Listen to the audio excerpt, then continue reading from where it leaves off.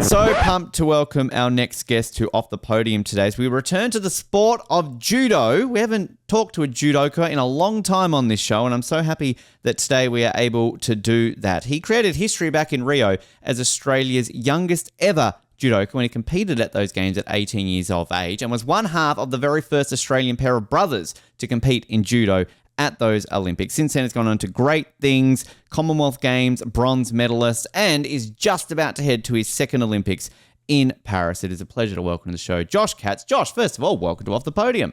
Thank you very much. Thanks for having me. It's an absolute pleasure to have you because I'm ashamed that we don't get many judokas on this show, and I'm glad that we're kind of crossing that off the list because it's one of these sports that ultimately we don't get to see a lot of in Australia until an Olympics or a Commonwealth Games, but it's such an entertaining and fun sport. And I'm sure you often face that of trying to sell it. Like, hey, judo's great. Come on. We need more people getting involved in Australia. So, you know, we're going to help sell the sport a little bit more, don't we, Josh? Absolutely. You definitely get a few of the, is that like karate or those type of things? So I'll do my best to represent the sport well today. We'll see how we go. That's what we like to hear because, I mean, it's a family business for you, Josh. This is kind of just in the blood. Your mum competed at the Seoul Olympics. Your dad coached back then, coaching still there. Your brother, obviously an Olympian. I mean, it's really an easy question probably to answer on paper, but how did you get involved in judo? Sort of what was it about it that kind of drew you to it? Was it just you kind of had to as a kid?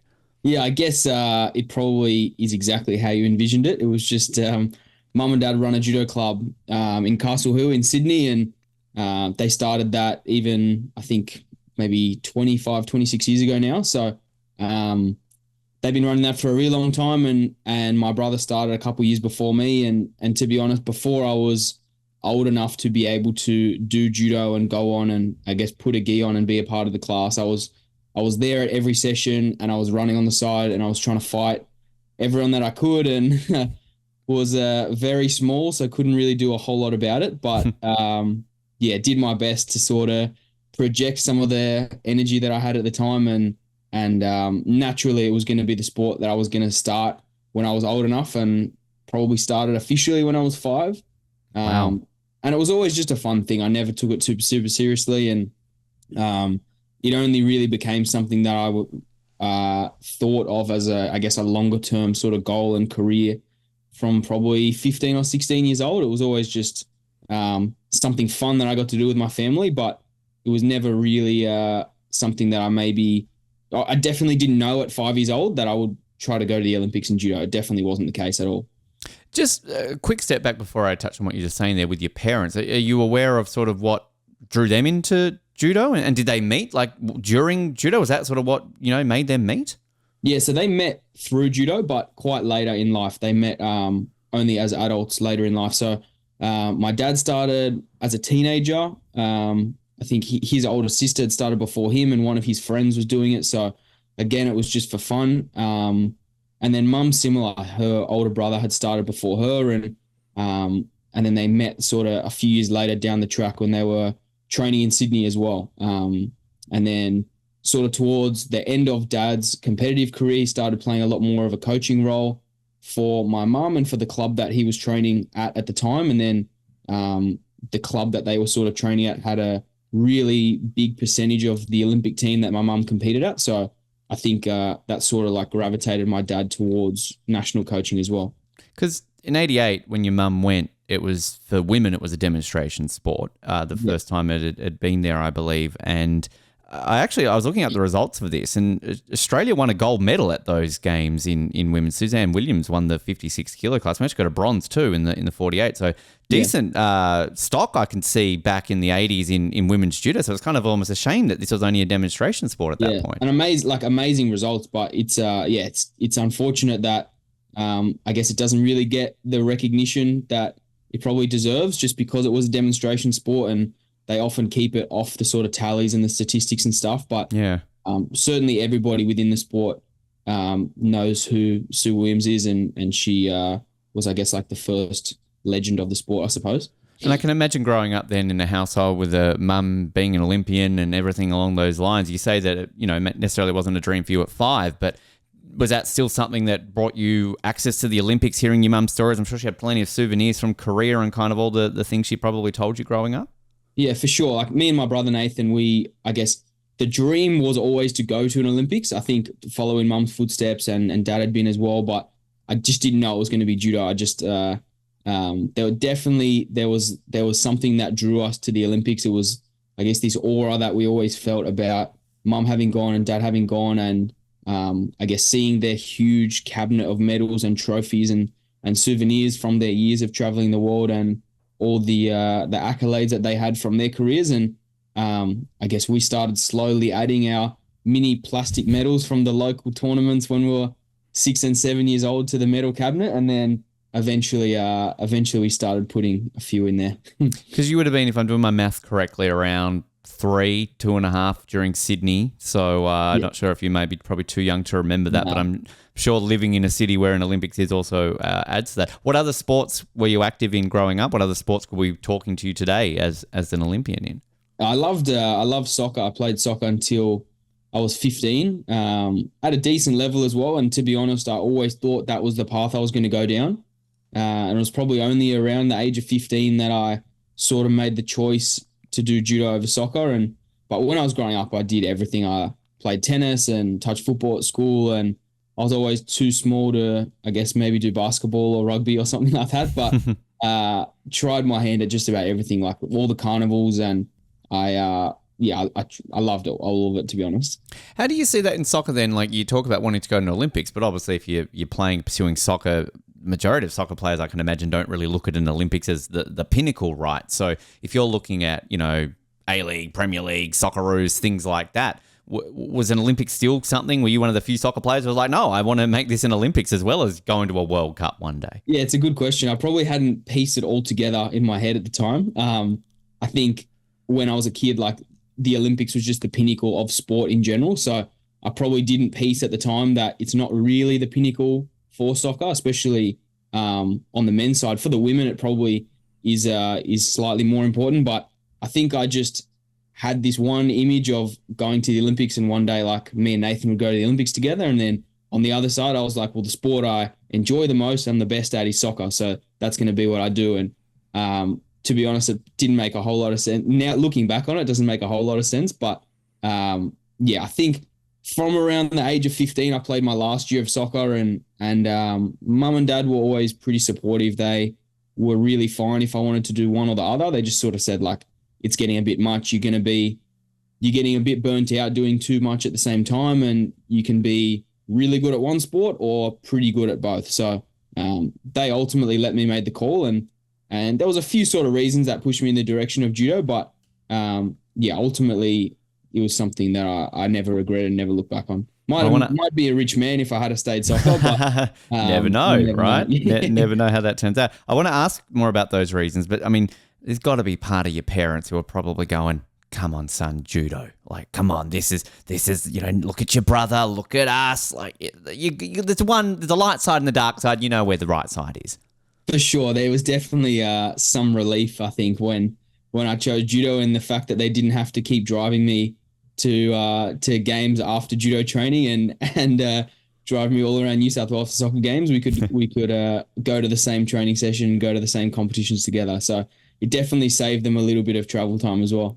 So what were those reasons? Kind of, you touched on them. What were sort of the main reasons that eventually you hung up the ball and you pursued judo? I think I always enjoyed the individual part of the sport. It's great, I guess, playing with your team and you get to celebrate together and have that camaraderie as a team. But I think I always struggled just with the idea that I could play an amazing game and maybe the team would lose, and then I could also play terribly and the team would win, and I didn't feel like I did anything for it. So I think just being fully in control of your outcome, where if you win or you lose, like, it ultimately just comes down to you, which is scary for a lot of people, and a lot of people don't like that. They like the fact that they can sort of bounce off other players in the team. But I always just liked the individual part of the sport and always enjoyed fighting, which probably was going to be better suited towards judo than soccer. So that was probably another big reason that pushed me in that direction. And just the training, I guess. Like, I loved playing soccer, the games, but didn't love training that much. Never found myself going and practicing down at the park loads by myself. Whereas judo, I loved training and liked working hard at it. So if I was going to ultimately work towards a really big goal in one of the sports, it was going to have to be the sport that I enjoyed training in a little bit more. I always find that interesting when you talk to athletes about that distinction of individual and team sports, because you find some are completely opposite of what you said, Josh. They're like, they hate the individualness of some sports, so that's why they get into team sports. But then obviously you got people like yourself who kind of find it the opposite, because I guess we're all kind of wired in certain ways, right? Where some people just thrive in a team environment and that's kind of where they do it. But others, a bit more of a team environment. So, an individual environment. So it's kind of, it's interesting to hear that.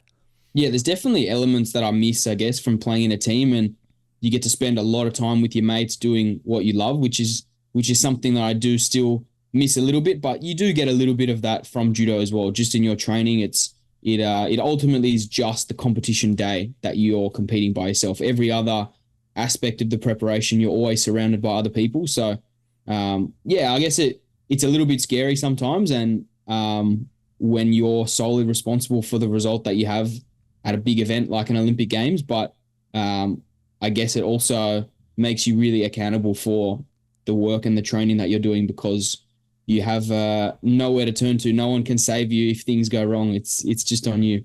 It's also, I can imagine the team aspect, at least with like a family aspect of judo, because it's sort of a smaller sport in this country, so that you're a lot closer community, Olympians, Commonwealth Games, World Champions, things like that. Whereas if you're playing soccer, and no disrespect to soccer players, it's a much larger sport. So if you're part of one team, you're probably not going to associate with, anybody else in other teams. So I guess kind of there is that team aspect of just the wider judo community in Australia. Definitely. I mean, everybody in judo in Australia knows everyone. It's a small community. And I suppose once you have reached an international level, that everybody knows who you are. And, but it's a nice thing as well. I think, unfortunately, we don't get to, I guess, train with each other all the time, all year round, because people are based in different cities around Australia. But you definitely have like a pretty strong sense of community where, just at my local judo club, where I'll be training tonight on the same mat as me training to prepare for the Olympics, is someone that's just competing in like a local social competition. So it's you definitely get a big integration from different levels of judo, but I think that makes it really nice as well. Like, you never your feet will never come too far off the ground. Like, you always remember sort of where you started and where you come from, and I think that's a nice part of it as well. Are there hotbeds in Australia for judo? Like, where's the judo capital if people listening to this want to get into the sport and might have the best opportunities in the sport? So there is currently a national centre in Melbourne, which my brother and I lived at for about 18 months, and then just decided that we want to come back to Sydney. So at the moment, there is a centre down in Melbourne, which is where almost all of the female national team members are based in. And then I guess for more of the men, or I guess a lot of the juniors that haven't moved to Melbourne, then it's pretty spread out. There's a lot in Perth. There's quite a lot in Sydney, quite a few in Brisbane as well. So they're probably the three main ones outside of the centre in Melbourne. As a Tasmanian, how's the judo scene in Tasmania? I've got to ask the question for my home state. It's quiet, unfortunately. They just don't have I don't think they have a huge amount of participation, but I guess it's always tough when you're a little bit further away from some of the bigger cities, and they definitely have some challenges like going to tournaments, because most of the tournaments are either in Sydney or Queensland or Victoria. So it definitely costs more and requires more commitment to travel to the competitions and stuff like that. So there's definitely a lot of challenges, but hopefully, especially in an Olympic time, hopefully it definitely can give all the states like a little bit of a boost in participation. And I can imagine too that with 8 years away from a home Olympics, is there a lot going on in the sport in Australia right now to kind of set a path or a roadmap, I guess, in the lead up to Brisbane, when, a lot more opportunities, a lot more eyes will be on the country and all the sports at the Olympics, of course? For sure. And I think a lot of the sort of the younger ones in that sort of 15 to 20-year-old age group at the moment are starting to realize that there's a big opportunity ahead in 8 years' time, where the qualifying is a lot easier. We'll send a full team to the Brisbane Olympics, as opposed to we're only sending 3 athletes to Paris. So there'll be 14 go to Brisbane, which makes for a lot of opportunities for a lot of people that maybe aren't sure if that was going to be the path that they went down. So I think you'll see a lot of like kids in that sort of 15 to 20-year-old age range that are starting to take things really seriously over the next couple of years, which is awesome. And ultimately, there's always more resources, more funds, and more support available in the lead up for a home game. So it'd be pretty cool to see Australia like have a great team once in 8 years' time. This is a two-part question for you, Josh, because I'm going to start with the question of, is there like a peak age for a judoka in terms of where you get? And the second part of that question, and why I ask it, is you'll be what, like 35 come Brisbane? So like, is there like opportunity for you to kind of keep going? Is it that where the peak age might be? Yeah. So I think, I guess it does a lot depend on how long you've been competing, I guess your injuries and different factors like that. It's also not, I guess, the highest paying sport. So that's definitely a factor for a lot of people as well if you're not, I guess, getting huge results sort of at the tail end of your career. But I'd say typically it's in that sort of 30-year-old range is sort of where most people are sort of hitting the peak of their career. So I'll be 34 in Brisbane, which is pushing it a little bit. And Spring chicken. Yeah, I make a joke already with some people that I feel like I'm only 26 now, but I feel like I age in dog years sometimes. So we'll see. I definitely have goals to go another cycle after this, but we'll never know. Maybe just jump out of retirement and we'll see how we do. Yeah, never say never along those lines. I mean, you talk about when you make that switch. I mean, such rapid progression for you because essentially you win junior national championships 2013, 2014, 4 straight junior Oceania championships in that same period. You get a senior Oceania title in 2015 and 2016. And basically all of this does enough to get you to qualify for Rio. Before I get to Rio, I mean, what was that period like? I mean, you kind of switch into this sport full-time, you're going on, and all of a sudden you're just achieving all these things so quickly. I mean, that must have been an incredible feeling to achieve all that in the lead up to an Olympics. Yeah, I mean, it was quite unexpected even to me. I mean, I graduated school end of 2015 and I sort of got the opportunity to start traveling and competing a little bit with the seniors, but it was always just going to be for experience. There was not really any expectation or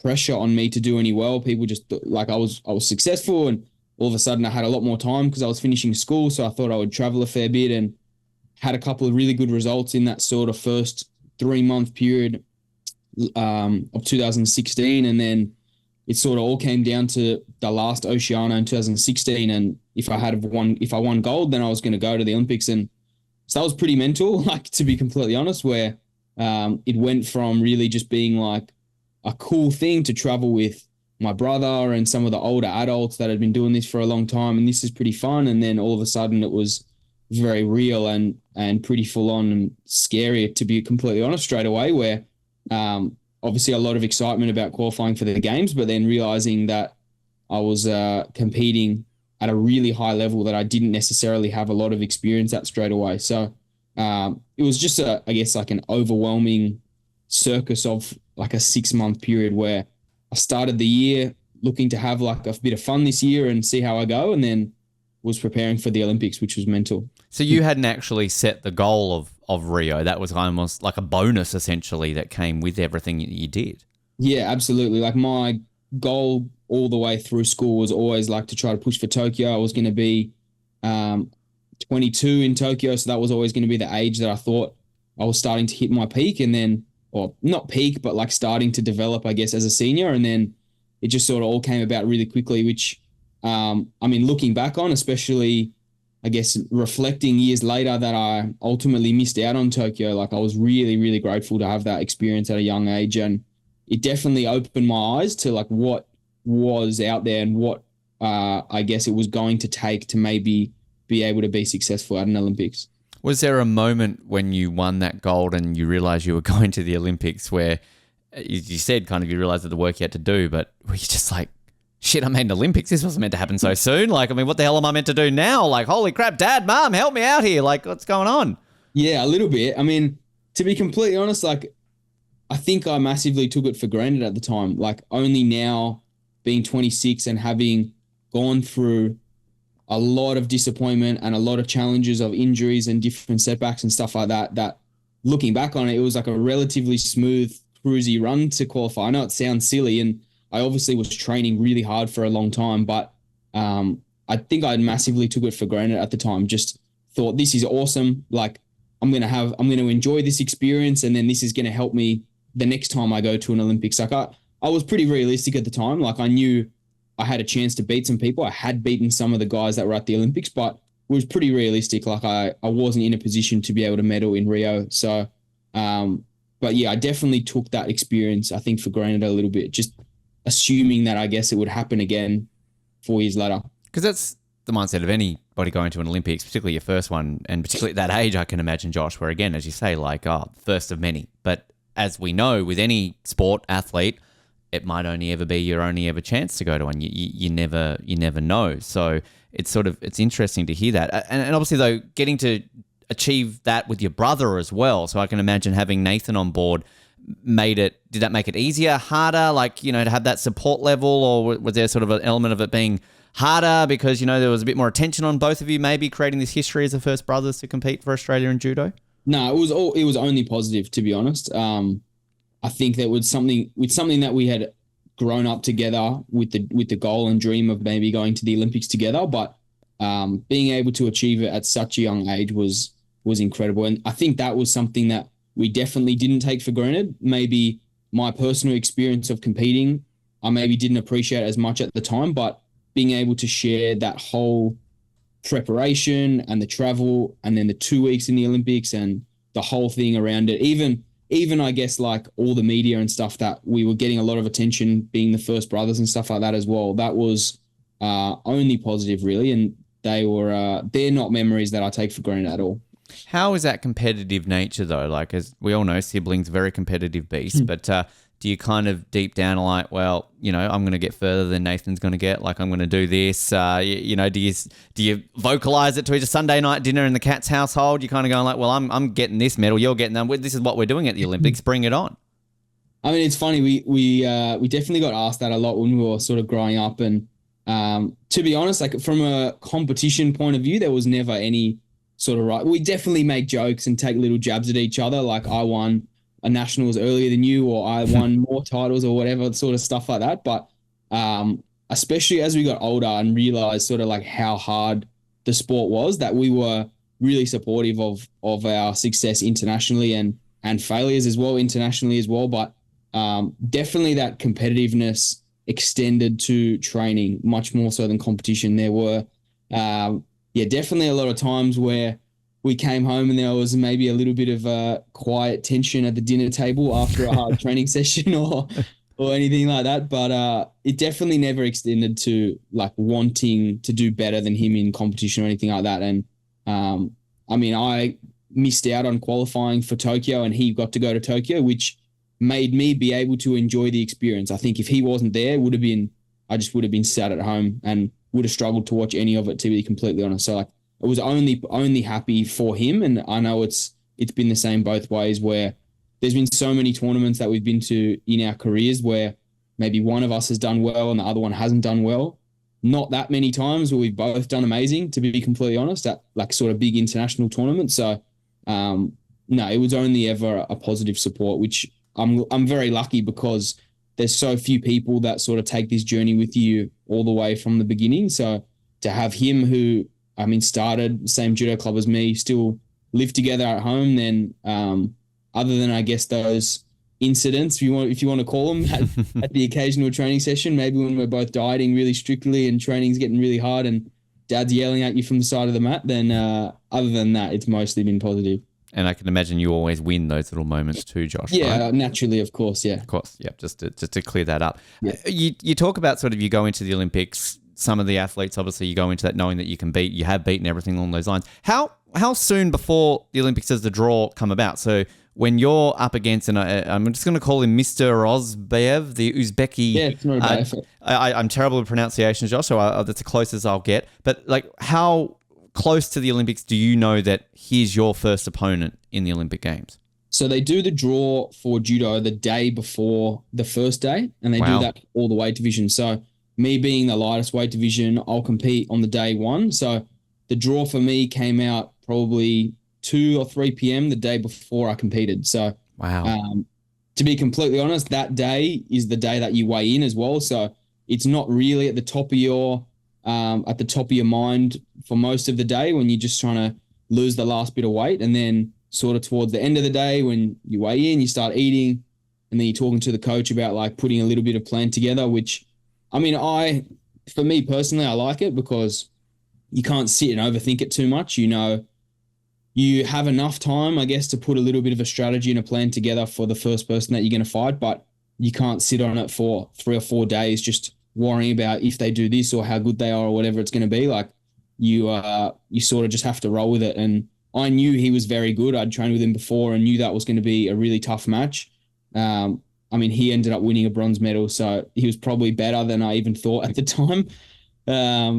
But yeah, I knew it was going to be a big challenge and I was up for it. Just didn't pan out that way.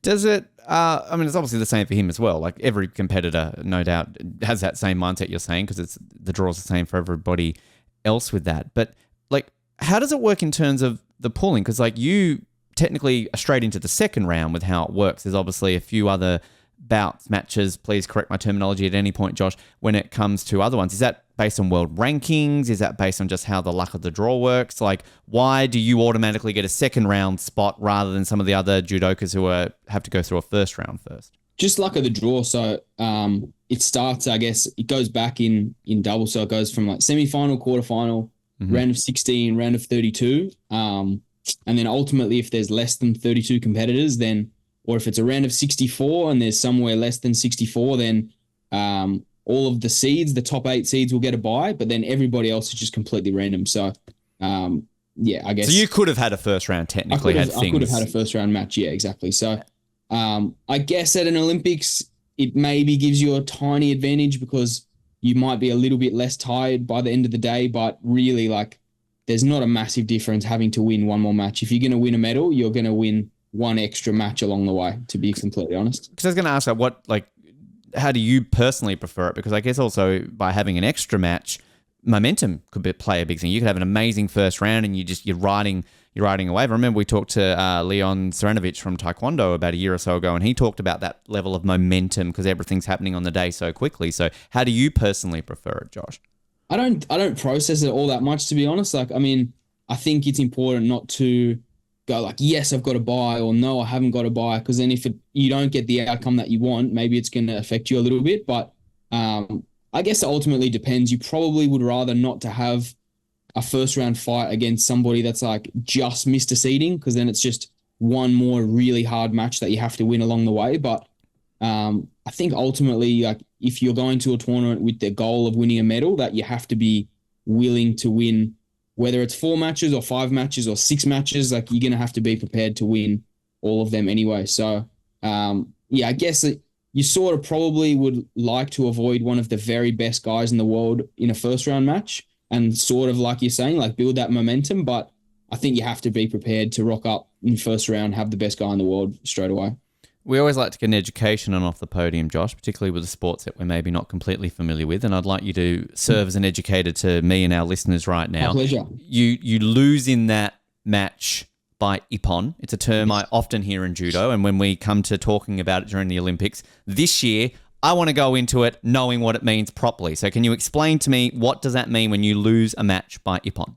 So ippon, I guess, is like our judo's equivalent to like a knockout in boxing. So it happens if you throw someone, they land flat on their back.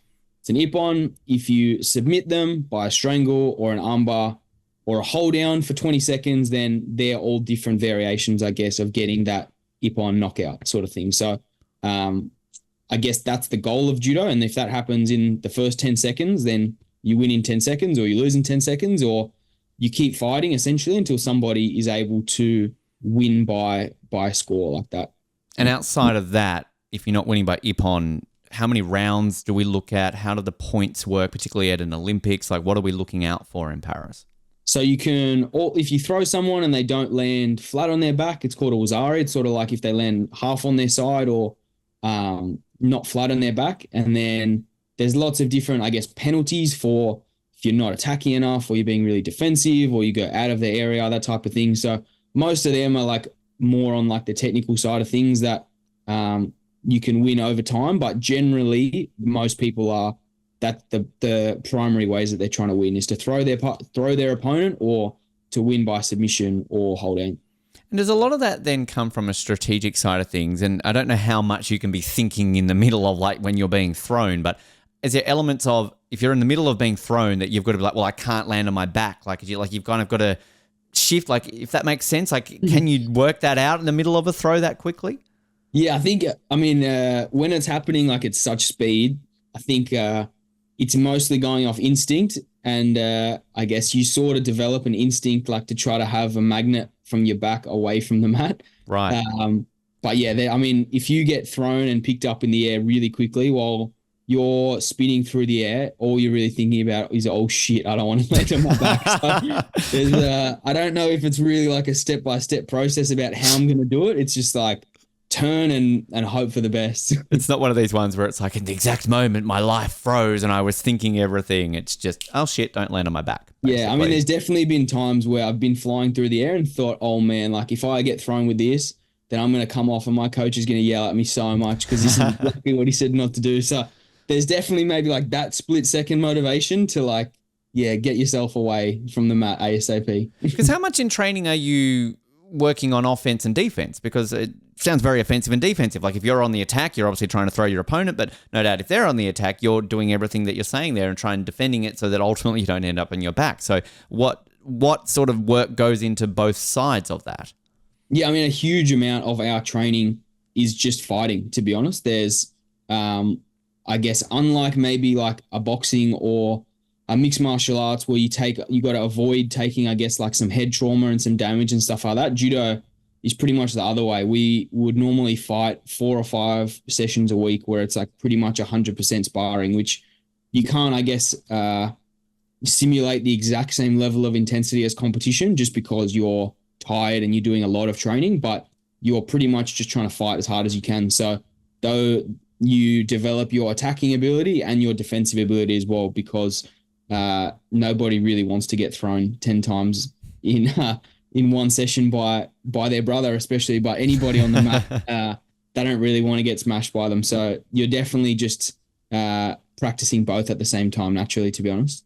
Question that again, please correct my terminology, pronunciation, anything along the lines when I ask this, but I remember back when we were covering Tokyo and judo came up, Uchimata, I believe, was a term that I remember a lot of, and we were very confused about what the heck that meant. Jeez, we might have to grade you. This is top effort. So hey, thank you. I'm glad that my memory is serving me well today, Josh. But explain to me what an Uchimata is, because we've been waiting around for about 3 years to find out what that is.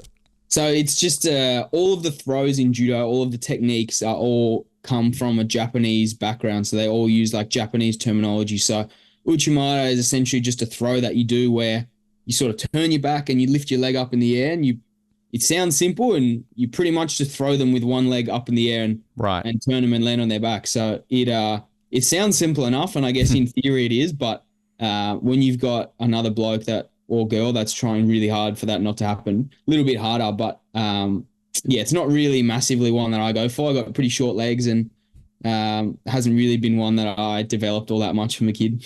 Okay, I'm glad we're clarifying this. Again, don't give this away as well in case your opponents are listening, but do you have a specialty, like a move? Like, are you known as a certain type of fighter, I guess, out there on the mat?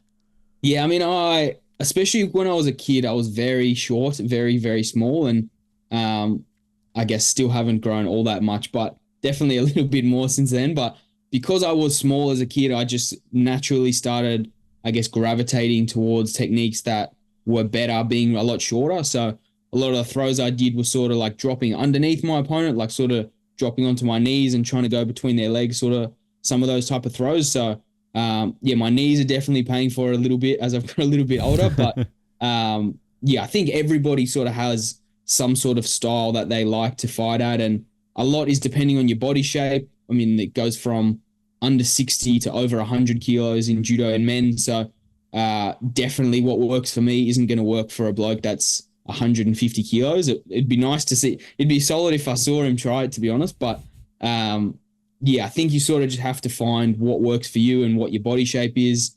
Some people are stronger than others. Some people are faster than others. So there's not really, I guess, a one-size-fits-all approach at all in judo. You talk on how you reflect on it, took it maybe a little bit for granted now, but do you remember sort of after that defeat, what you were feeling. I mean, kind of you said that, you were realistic about your expectations for Rio, and it was obviously a great achievement to make your Olympics at that age. But do you remember sort of what that mood was like after that defeat? Yeah, so I actually lost my match at the Olympics by an arm lock, which essentially means that somebody's trying to straighten your elbow past where it's supposed to go. You defend as much as you can, and when the pain is too much, you submit and you lose. So I defended quite a long way past probably how much I should have, just because I really didn't want to lose. And then, so like, I guess the immediate afterwards for at least a couple of days was mostly just like physical pain, to be honest. Like I was in a sling for like 6 weeks after that. So, Wow. Yeah, mostly like, I guess it was a little bit of like compounding physical pain with like pretty upset with how it went. And then, to be honest, like I think I was able to enjoy the Olympic experience straight after. Like I wasn't, I guess, overwhelmed by disappointment from the result. I think especially then seeing him go on to win bronze that day made me realize like, okay, maybe I just like, I would have liked to have done a little bit better in my match, but maybe he was just better. And I think I came to terms with that pretty quickly, to be honest. Because it is always that uniqueness of most of the combat sports at the Olympics, where things like repechage, you're kind of almost rooting for the person who beat you to keep on going well, right? And if there's not a repechage, ultimately you can say that you got beaten by the Olympic bronze medalist. So, that's no mean feat. Yeah, it's funny. I think deep down, I think everybody always secretly hopes that the person they beat or lose to does really well, so that like it makes them feel a bit better about themselves. But to be honest, like there's been some tournaments where I've lost to someone and then they've gone on to win a medal, and it's made me so much more angry because I'm like, I lost to that bloke and I should have beaten him. And then he won a medal, so I could have won a medal. Sometimes it's almost the opposite. Like you feel like if he could do that, why couldn't I do that? So, yeah, maybe at the time you're like sort of rooting for them, but then it'll give you the shits anyway at the end of the day, to be honest. That's why I'd be terrible in any of these sports with repechages and things, because I am the sulkiest person on the planet. Like if any of my sporting teams get knocked out of a final or get eliminated, I hate the team that does it forever. Like the day of recording this, as a big ice hockey fan and as a Calgary Flames fan, I'm so happy the Edmonton Oilers choked in Game 7 and did not win the Stanley Cup, because I could not handle that. So that's me, Josh. I'm salty and I hold grudges, so I could not handle being a judoka. No problem. More power to you. Yeah, exactly. I mean, you touched on sort of being able to experience the Olympics a little bit outside of the competition. I mean, how sort of wrapped up did you get into it? Get to see some great events, bump into anybody in the village, pin trading, things like that, really kind of soak up that whole Olympic environment? The whole thing, to be honest, like got to go out and watch a lot of sport, got to support a lot of the other Australians, went out and enjoyed the Brazilian nightlife, I suppose, a little bit. Ate a lot of food. We went on a holiday after. So like it was, other than the result, obviously, which was disappointing in Brazil, like it couldn't have been a much better Olympic experience. What was your favorite event that you got to see? Did you get to go off and see any, Aussie medal or any other sort of iconic medal from the Rio Olympics? Unfortunately, so we sort of got grouped to go to quite a few of the Australian events where some of the teams were going deep into the tournament, and we ended up watching, I think, 3 or 4 different teams lose. So I was going to say it was a bad Olympics for a quarterfinal Olympics for a lot of Australian teams, Rio. Yeah, I think I might have been a bad omen for. It was you. You're all right. Okay, we got to the bottom of that 8 years later. There we go. I think the coolest thing that we got to watch Usain Bolt's 200 meter final, which was nice. That was fantastic. Cool. Must have been a buzzing stadium that night to kind of see all that. Fantastic. I want to get to Paris, but got to touch on Tokyo and that period sort of there. Obviously, ultimately don't make it. So tell us kind of what happened in the lead up and sort of, to not dwell too much on the negatives, Josh, but obviously the disappointment and everything that sort of you went through in that period. Yeah, so the couple of years leading up to Tokyo were pretty challenging. I had a couple of pretty bad injuries. I tore my hamstring and I had a stress fracture in my knee, had an elbow surgery. So there was like a fair bit going on in the lead up, but ultimately my results were getting better and better and better. And we started traveling a lot through 2021 during the pandemic to try to finalize our qualification.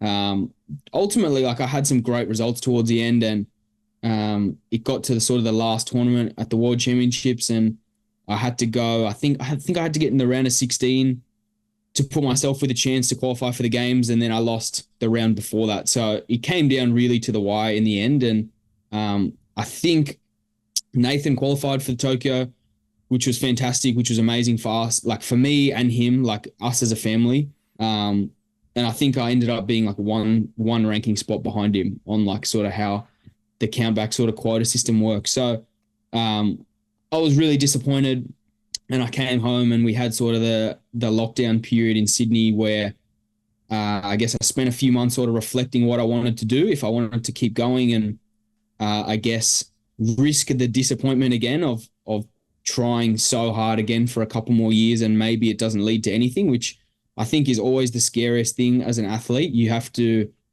decide if it's going to be worth it ultimately, and you don't ever have a guaranteed success at the end of the road, which is really scary when I guess you're talking about 4 years of training and travel and sacrifice and injuries and all that sort of stuff that you're going to have to go through. And ultimately, I decided I wasn't ready to give up on it yet. Like I felt like I still had so much more to give, and it was a little bit scary, to be completely honest, because you never know how it's going to turn out. But I think watching Nathan compete in Tokyo and then just watching the Olympics from home, I was like, I can't not try this again. Like I'm not done yet. I was only, I think 23 because it got pushed back a year, and I just realized like I still had so much more left that I wasn't ready to stop at all.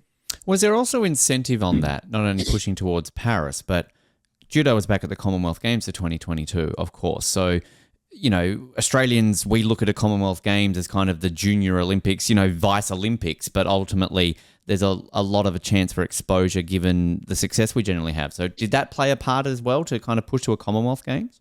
I think in the shorter term it did. Like I think I had to decide if I was going to commit to 4 years or not straight away, but definitely in the short term, the opportunity for me and Nathan to go back to a games together, it being a different games, but the opportunity to go back to a games together when we didn't get to go to Tokyo together, I think was definitely like a short-term motivation for wanting to get back into things sort of the end of 2021 and the start of 2022, when we realized it was less than a year until the Commonwealth Games, and we had a really great opportunity to have, I guess, more success at this event compared to an Olympics as well.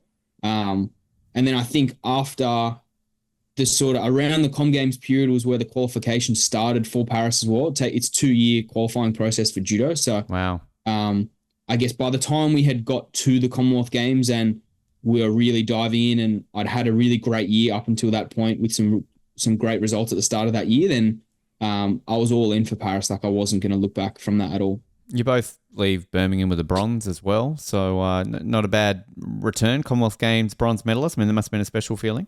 Yeah, it was a great day. Like normally at the Olympics, we would compete on separate days. I would always be day one, he would be day two, and the World Championships is the same thing. But Com Games being a slightly smaller event, we competed on the same day together, which was pretty awesome. And our mum and dad and our auntie and my brother's girlfriend came over to watch us compete, that they had not been away to watch us compete since Rio. So, wow. Just, I guess, with the pandemic and things like that as well. So that was really special. And we obviously had both gone there with the intention of winning gold and with the goal of winning gold, which was realistic as well. I think we were both sort of seeded top 2 for the games. And so there was like, I guess, a touch of disappointment immediately after winning bronze that I felt like I could have done a touch more. But once I guess Nathan had got his bronze and he had come back in a really short time frame from an injury for the Com Games as well, and I guess us having the end of the day being a happy feeling, which doesn't happen all that often, where you're both really happy at the end of the day, was awesome. So I mean, it was a really easy, I guess, disappointment to get over straight away because we got to enjoy that together. Great experience. And again, back to the Sunday dinner in the Katz household. I'm sure that was a nice little return back. And absolutely. Mum, Dad, Commonwealth Games bronze medal, not too bad. Yeah, a bit of hardware to bring home, which is nice. Yeah, it's always good. Show and tell. There you go. Sort of the journey, though, to Paris. If I'm not mistaken, at the beginning of this year, you suffered another injury, which you've really had to fight hard to kind of get to where we're at. Tell us what happened next. I read your post on Instagram and sort of about overcoming that, and that, if we were talking 6 months ago, it didn't potentially look like you were going to be on that plane again to a second Olympics.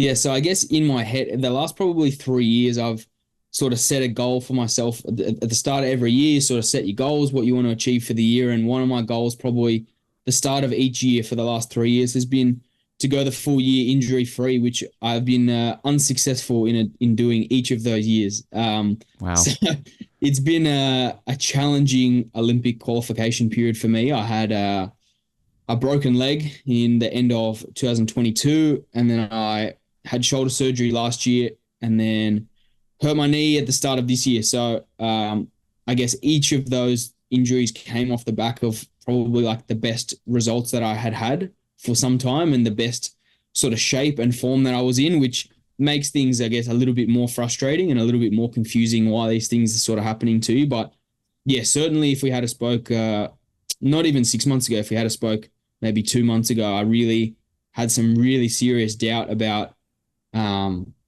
I guess, if I was going to get to Paris, if I was going to be able to compete again to qualify, what sort of level I was going to be at to compete. So I guess in my perspective this year has shifted quite a bit in terms of what I think was possible, which is probably one positive out of the situation, that despite, I guess, all of the hurdles being up against me, I still managed to find a way to get there. So it gives me a lot of confidence going now in the sort of last couple of weeks before we leave for Paris, that regardless, I guess, of what the preparation looks like and how different it might be to what you think it's going to be, like, I'm more than capable of going and having one good day. If I had to win 10 medals in a row, maybe it'd be a different story, but I'm certainly capable of going to Paris and winning 4 or 5 fights on one day. You do a lot of work around mental health. You're involved in the Black Dog Institute, everything along those lines. So I can imagine that you rely heavily and believe a lot in sports psych, things like that. How important has that been for you this year with everything what you were just saying, to not only overcome the physical aspects of making your second Olympics, but the mental challenges that I can imagine all of that sort of puts on your shoulders as you're trying so hard to reach this goal?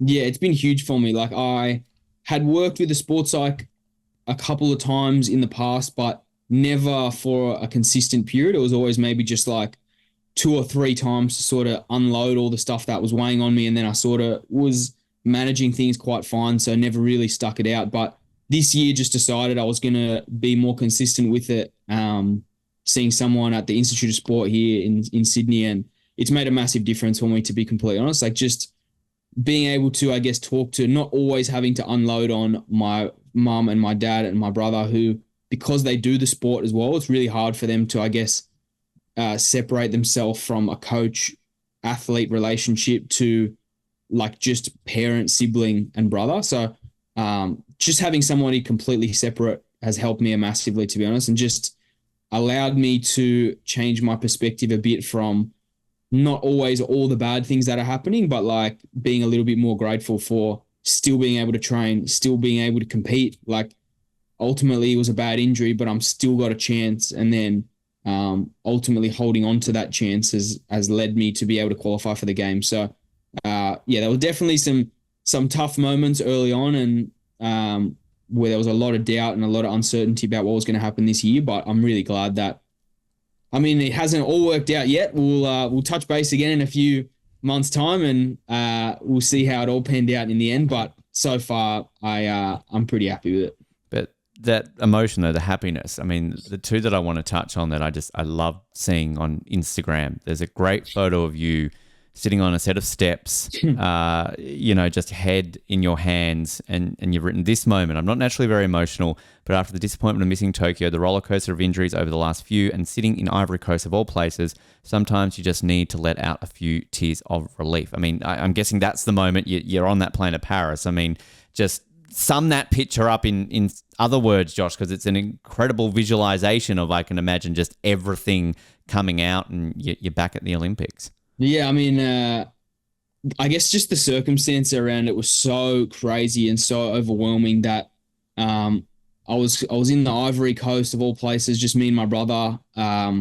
We were there pretty much on like 2 weeks' notice after we'd flown from Tahiti the week before, and I wasn't able to get through the training that I needed to get through in the lead up because my injury was playing up a little bit at training. So there was so many, I guess, feelings going into it that were just weighing on my mind about if I was going to be able to even get through a match, let alone make the final of the competition, which I needed to do. And then, yeah, like once it sort of happened, it was just relief. Like it was obviously happy, but there was just so much emotion that I think I had been holding on to for a long time, just because I'm not somebody that feels like, I mean, I'm just, like I sort of said, I'm not a super emotional person day to day. And it generally doesn't make me feel better to express a lot of that emotion in my day to day training and preparation. So a lot of that sort of stress and anxiety that I was holding on to for so long, it just all came out. So yeah, it was a nice little cry on the stairs outside the soccer stadium in the Ivory Coast. It was a definitely hot set of stairs, and I was a bit dirty after sitting on them for that long. But yeah, it was a nice feeling. It's you don't get too many of those feelings, I think, that are just like genuine emotion. So yeah, it was a nice one. I always say the perfect bucket list thing to tick off is crying on the stairs at a football stadium in the Ivory Coast. So I guess you haven't lived until you've tried it. So exactly right.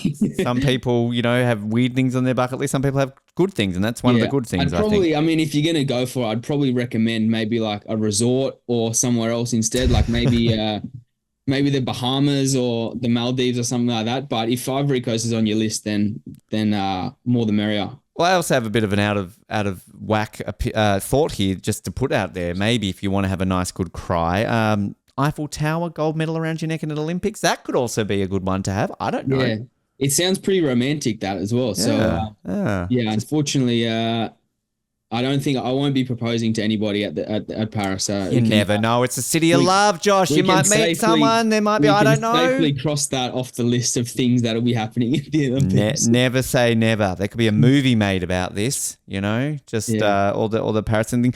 I mean, we're obviously recording this basically a month before the games. I mean, with everything that you've touched on, you said it's in you. You can win some game matches. I keep saying game matches on the day. Like, what are your hopes? What are your absolute expectations going into your second Olympics? I think there's no expectation, and there's no, I guess, limit either on what those expectations could be. I think each time I've competed this year, which has not been many times, but each time I've sort of competed off the back of like the injury I sustained in January, I've surprised myself at the level that I've been able to compete at with the preparation that I've had. So I think ultimately, like, it's fueled by just belief this time, to be completely honest, that regardless of what happens, I'm going to have the time to get myself healthy and fix everything up after the Olympics. But there's no more fear or holding back of like what could go wrong. It's just, it's full steam ahead, I think, which is, I guess, a slightly different headspace to where I've been at for a lot of tournaments, especially with so much pressure at all the qualifying tournaments to deliver a result every single time. But I'm definitely going to Paris, and it's absolutely not a just happy to be there mentality, but I'm not taking the moment for granted. I think I've been able to perform my best when I'm relaxed and I enjoy myself, and it's been a really long time since I've been at an Olympic Games, and there's been a lot that I've had to do to get there. So I'm definitely going to use all of that sort of energy and, I guess, belief that I've had over the last couple of months to make something special happen in a couple of weeks' time. Love hearing that. Love hearing that. And this is going to be probably the weirdest segue I've ever done when it comes to trying to compare something, but I can see what you've just said and why your T-shirt that you're selling in the lead up to the Olympics is so damn awesome. I'm not here to shit on any of our guests on this show who are selling merch in the lead up to it, because please, give the shout out. But yours is maybe the best I've seen. I love this design. So how are the shirts going? And plug them. Can people still buy them? So we just finished our first pre-order of shirts, but there'll be another one going up probably in the next week or so. Great. A great sponsor of mine, CMBT Combat Nutrition, makes some fantastic apparel as well. And I sort of hit them up with a couple of pictures and just thought, I'm far from a content designer, and just said, this is the idea I've got in my head. Do you reckon you could make a shirt from it? And it exceeded all my expectations. So it's great. Yeah, I'm very excited to see. I think they will be arriving in the next week. So I guess by the time this comes out there, you'll see hopefully a couple hundred people wearing some Team Cat shirts around. Well, I've every single guest we've had selling a T-shirt. I've got one, so I'm going to add you to the list. I'll grab one as well once they're ready to go to help support you there. But no, it really is a fantastic design out there. We're going to get to some questions to wrap up. Great get to know you ones that we always ask our guests. But you and I were talking a little bit off air around sort of the scheduling, getting to Paris. Your event is the first day, basically. So that means opening ceremony. Like, I mean, it's probably not on the agenda, right? Because it's a long bloody day and you probably have a bit of an important thing to do the day after. Yeah, unfortunately not. So because you weigh in for judo the afternoon before the competition as well. So I'll be sitting in the village, sipping on a Powerade, watching the opening ceremony on TV. So it's something that I've accepted a long time ago that it just isn't going to happen for me. So that's all right. I'll have a couple of weeks after to celebrate. That'll be fine. But I'm sure, like, do you get in sort of that spirit where I know a lot of, say, like the swimmers and the athletes will still put on the opening ceremony uniform. They'll have their kind of makeshift little march. I mean, you're probably hanging out with like Emma McKeon and Ariane Titmus, right, sitting around the village, right? So you still get to kind of have a bit of fun. I'm not sure if I'll be slapping the blazer and the pants on, but I'll definitely be soaking up the atmosphere. I think whether or not you get to make the walk in the opening ceremony, just seeing the team walk out and like seeing the reception that they get and the amount of support that you're getting from all of Australia, like that, if that doesn't give you a buzz, then man, maybe you're at the wrong event, to be honest. Well, I'm also just adding, by the time you get to your fourth Olympics in Brisbane, you'll be a 2-time Olympic gold medalist in judo, so you'll probably have a bit of sway with the scheduling. So you might be able to say to the Brisbane Organising Committee, can we shift judo back like a week so I can enter the insert whatever stadium they're using in Brisbane here, and then you can see an opening ceremony. So yeah, maybe I'll just keep moving up weight division. So I've got a few more times. Like I'll be like a nice, I wouldn't say fat, but like a nice happier sort of build. Yeah. Off the back of 2 golds as well, maybe a flag bearer would be nice as well. So you never know.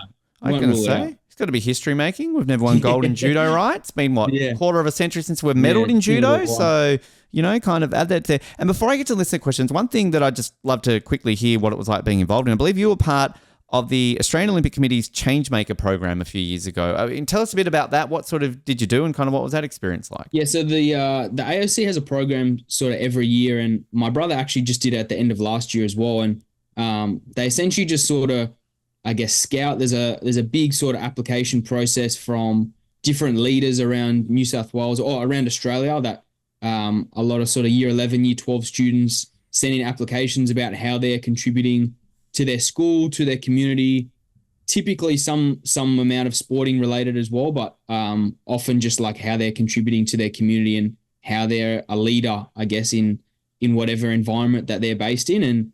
And they bring together, I guess, all of the top candidates from around Australia for a couple of days together at the AIS, which was a pretty amazing experience, to be honest. Like, I mean, not talking too much, but like I thought I was like fairly impressive as like a young kid, and these kids put me to shame, to be completely honest. Like the what they were doing to contribute like to their community and their schools, and the plans that they had to like do these huge projects, and they sort of work on a project for a couple of days and deliver it to the CEO of the Olympic Committee, Matt Carroll, and they end up taking a lot of those ideas on board to like put things into place. So like they're really some special kids, and it's such a great thing that they do every year. So great. From the sounds of it, the kids from last year were absolutely incredible. Nathan was mind blown when he got home. Great. Love to hear that. Sort of all those sort of little things that you can get involved in and everything and be out there. So good to hear. Actually, the one thing too, before I get to the questions, I've got to introduce you to our show mascot, Cherry, for inspiration for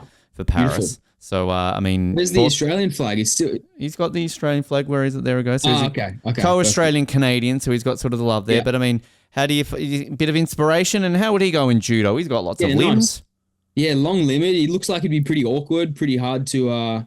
got a couple extra limbs in there as well, which always helps. So... back's a bit flexible, so try throwing him on his back. It's a good start, to be honest. I reckon he'd be looking at a couple submissions maybe. Those extra limbs could go a long way. All right, we're trying to work out where he would fit in the Olympic cycle. So he's got his gold medal. So there you go. So we can work that one. We've got some pins. We'll flick you a pin, Josh, to kind of fantastic. Bring Cherry with you to Paris for some good luck. I'll send you one from Paris as well. Oh, well, we won't say no to that along the way. We wrap up every interview, Josh, set of get-to-know-yourself questions. Team Canada had these to their athletes ahead of Rio and Pyeongchang. I will always say there is, if you want to, a drawing element in terms of just an optional bit that you can do. They asked their athletes to draw a picture of one of their teammates, draw a picture of yourself. I don't know how your drawing are. You could draw a picture of Nathan. I have no idea. It would only offend people. Honestly. That's what we hope for on this show. Yeah. They would only be deeply upset with my performance. That's often why people listen to this show. They're deeply upset anyway with us, so that's completely fine. But I'll start off then with your first question. What is your favorite all-time Olympic moment? I think it was watching most recent memory I can think of, Peter Bowl at Tokyo. Ah, yes. Fourth, right? That was a great race. Yeah, I remember that vividly. Isn't it? That's what I love about sort of moments like that where, he doesn't even get a medal, but we hold that so highly in regard, like just that experience to kind of have from an Olympics. Such a great moment. I love that. If you could have one superpower, what would it be? To eat whatever I want and not lose and not put on weight. I wish more people would answer that because that would be one of my. It's a little bit outside the box, but you can't tell me it's not at the top of your list. The only thing with that I would see as a problem, right? Like you'd still need to get that level of satisfaction, or like you're still a bit full, right? Because I can see the issue there being is that you keep eating and you're going like, oh, this is not, I'm not stopping. But like, yes, if there was that element and you're not putting on weight, absolutely. Right? I wouldn't know. I haven't experienced the other side of it. So I'm willing to try it out and see what it feels like. After the gold medal, you can have maybe a week off. I don't know. I'm not your coach. Your favorite sports movie is? Remember the Titans. Good movie. I like that. Are there any judo movies, documentaries that people can check out? Not judo. There's like quite a few sort of like martial arts and fighting ones, which I love the fighting movies as well, but not really any judo ones I can think of. The only thing that I can, because I always try and relate it to James Bond. If James Bond's done it, I'm like, okay, that counts. He's not done judo. He's done kung fu, but there was a Mr. Bean episode where Mr. Bean did like, he was like I've seen that. Yeah, he pushes a guy over and rolls him up in the mat because he's scared that he's going to get thrown. So that's literally the only thing I can think of. I mean, if judo. Mr. Bean can do it, then everyone can do it, really. Of course. He was in the opening ceremony of the London Olympics, Yeah, he was, there's that. Your funniest childhood memory is? I think it wasn't super funny at the time, but looking back on it, it's pretty funny. My brother and I used to do judo like in my parents' bedroom. And we used to throw so that like the mat was the bed, and then we missed the bed once and put a hole in the wall. Wow. So that was absolutely terrifying at the time when we were trying to hide from our dad. But looking back on it, it's a very funny memory. I can imagine that's almost a positive though, right? Like you could just be like, Dad, like we were training for the Olympics. Look what we achieved. Yeah, like, look how good my throw was. He didn't see it that way at the time. I don't know why, but no, come on, Dad. You live and learn. When you were being interviewed by Channel 9 with the gold medal around your neck, you bring that story up and you'd be like, Dad, if it wasn't for that hole in the wall, no gold medal. It was worth it. Exactly. Worth every single piece I'll buy you a new wall. I'll buy you a new wall, Dad. I've got a gold medal. Your favorite pump-up song? Do you have a favorite song to get you sort of in the zone? Not necessarily one song. Like I don't really listen to music before I walk out. To be honest, like I don't go for like the rap stuff. I just like a bit of dance music. So if maybe some like French dance music as we walk out in Paris would be nice. Brazil. David Guetta. He's French, isn't he? Music. Bit of David Guetta, we've got a few good options, I think, but I wouldn't say there's like one song that I'd go to. Okay. David Guetta, Daft Punk, they're French, aren't they? So, give you some ones out there. Most recent TV show that you binge watched? Oh, I'm actually watching Succession at the moment, which is pretty good. Pretty good. I'm a big fan of that actually at the moment. So I'm about season 3. So maybe by the end of Paris we'll have finished that one. See how it is. It's on I haven't seen it yet, but I've heard nothing but good things about it. It's on the list, so need to see it. Growing up, who was your favorite sports team? Sports team, Parramatta Eels. Okay. Rugby league, which are very much letting us down this year. I was going to say, we don't mention where they're at right now on the ladder, right? It's been a tough year for us, and we live only about 10 minutes from Parramatta Stadium, so it's been a tough old go. But also Arsenal in the soccer scene is still my favourite team, so that's slightly happier at the moment. Quite close this year. I was going to say with Parramatta, as a Shark supporter, I was sitting in Combank Stadium a few weeks ago when you guys made us choke again. So it's nice, kind of, to be up so high but then not do very well. Your least favourite foods are? Least favourite food? Celery is just it's just putrid. Just leave it in the garden. Yeah, leave it in the garden. I like that. Your favourite chip flavour? Sour cream and onion. Yes, yum. Oh, love it. Are you a crinkle cut man, or do you like kind of the I don't know what you call it, the straight cut? I think the crinkle cut. I think the Red Rock Deli is probably the best chip. A little bit gourmet, a little bit fancy, but treat yourself, You're going to Paris, Josh. How can you not be gourmet and fancy? We expect that of you. Come on. If you weren't an athlete, what would you be? Ooh. Not an athlete in any sport. I do a lot of speaking in schools, sort of in between judo and in between training and stuff. So I don't know if I would be quite as good at that if I hadn't experienced a lot of the stuff I'd done as an athlete, but definitely sort of along those lines, whether it's like speaking or coaching, somewhere in that sort of frame. Good answer. I like it. Yeah, your favorite vacation spot is? Spain, I think, was like the place I've enjoyed the most outside of judo. Awesome. Beautiful. Okay, I like that. Last one for you. What is something that people usually describe you as? I don't want to say like funny or anything like that, because then I think you just feel like you're a bit of a dick, but resilient. Resilient. Yeah. Oh, I like that. Yeah. That's motivational. That's a perfect way to end it out Could there. have gone lighthearted, but I feel like anything you say, people are just going to go, oh, he's full of himself. So, well, I'll say one thing, and actually I might be able to use this, and I'll be sure to ask him the same questions. I've actually spoken to Nathan the last few weeks. We're going to get him on the show after the Olympics. What word would you describe Nathan as? And then I'll get him to describe you as in a couple of months' time. Oh, one word. Can be appropriate or inappropriate. I don't mind. I'm gonna go nice. I'm feeling particularly generous today. I'm gonna go supportive. It's very loving, isn't it? It's just like a nice, wholesome feeling.